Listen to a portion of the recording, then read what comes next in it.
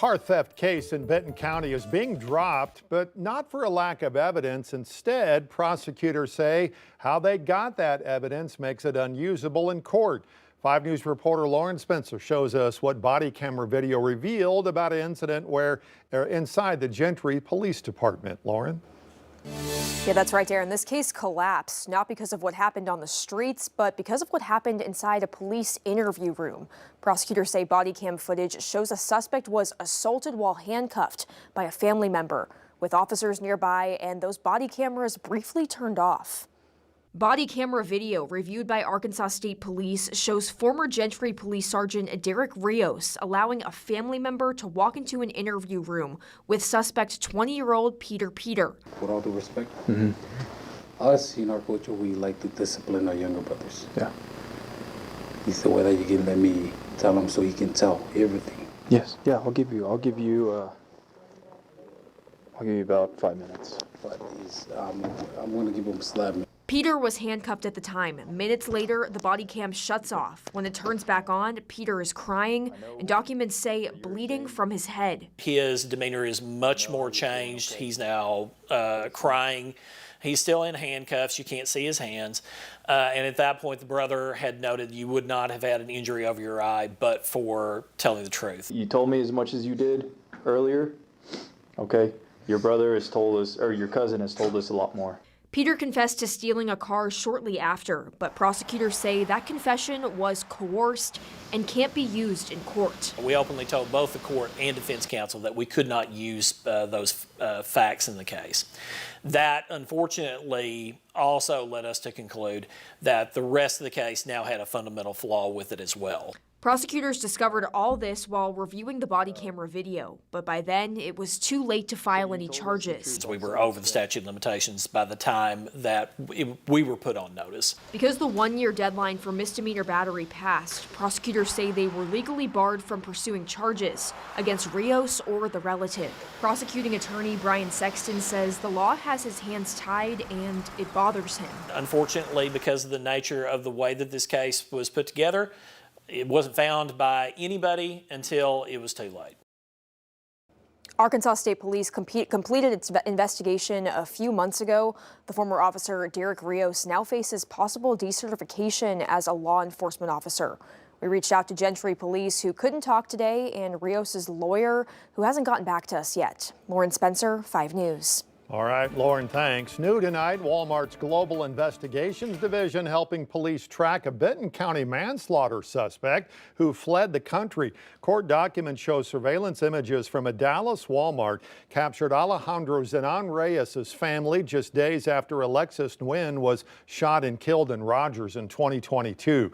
Detectives say the family was seen leaving in a black Suburban with Arkansas license plates and may have been there to buy new phones.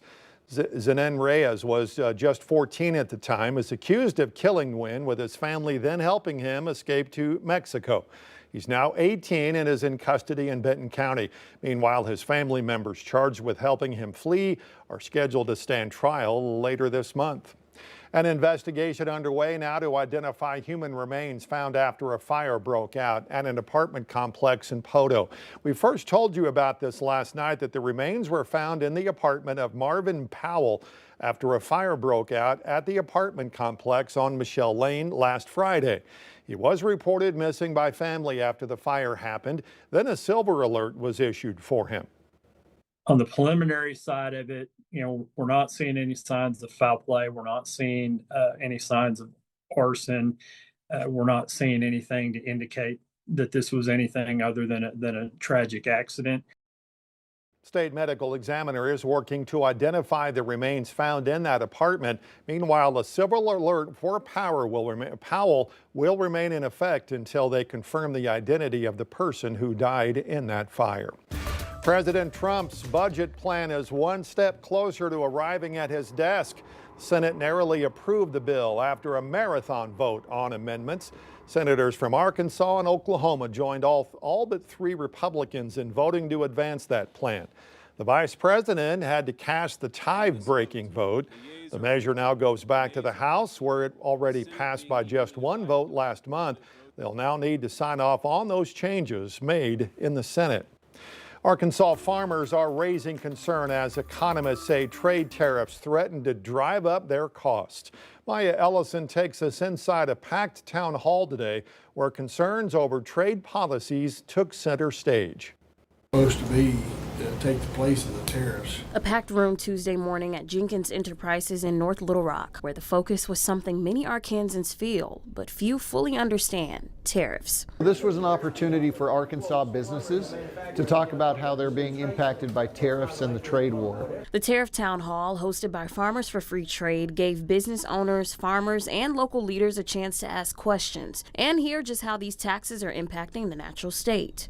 Well-paid jobs that are being threatened by tariffs because businesses can't depend on how much their product is going to cost, and we're seeing costs go up for consumers. Executive Director of Farmers for Free Trade, Brian Keel, says the data is alarming. And what we're seeing is a record tax increase on the American consumers. Things are getting more expensive and inflation is increasing because of these tariffs. In a recent study conducted by Farmers for Free Trade, Arkansas importers paid $44 million in April. That's a 155% increase from last year, meaning Arkansas businesses will pay much more. So an item that cost me $10 that I might sell for $20 now costs me $24.50, which means I'm going to have to sell that for $45, $49.95. Now, the market won't support that kind of price. And so as a result, people will not buy that item. And it's not just businesses. Farmers are feeling the pressure too. Arkansas farmers really are getting squeezed by tariffs. And unfortunately, I think a lot of them are going to drop out of farming. We'll see farm bankruptcies increase. We'll see small farmers get hurt. We'll see more consolidation. Those changes are already being felt. Farmers are going to be the targets for retaliation. Because the United States is such a big food producer, exporter, we're an attractive target for other countries who want to lash back at the U.S. And with new tariffs still on the table, the uncertainty has many worried about what's next. And we need balance and we need certainty. And if we don't have balance and certainty, we're not going to have a strong economy. That was Maya Ellison reporting. Now, the Washington County Children's Safety Center says federal funding cuts are putting two of its major grants at risk. The Victim of Crime Grant and Temporary Assistance for Needy Families program make up about 26% of the center's annual budget. The money pays for critical services like forensic interviews, advocacy, and therapy. Without them, the center's executive director says many Arkansas children will no longer get the care they need.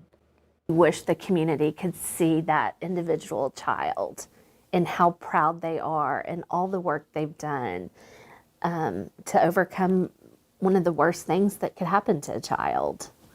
And it would be devastating. You can find information about how to donate to help the Children's Safety Center. It's on our website at 5newsonline.com.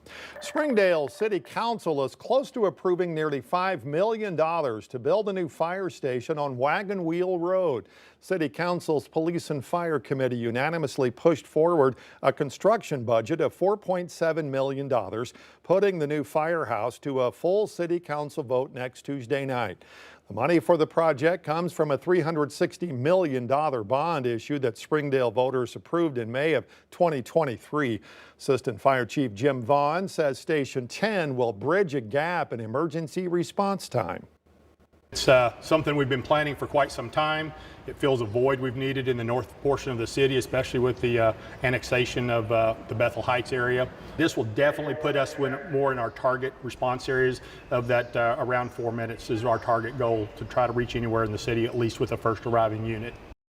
If approved, the Springdale Fire Department expects to hire 12 new firefighters to man that station, with 6 of those hires happening in this August to start training.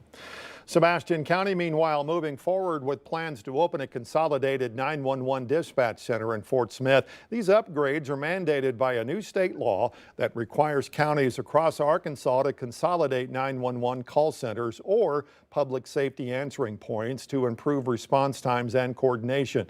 Director of the Sebastian County Communications Center telling us the goal is to improve efficiency and reduce those response times.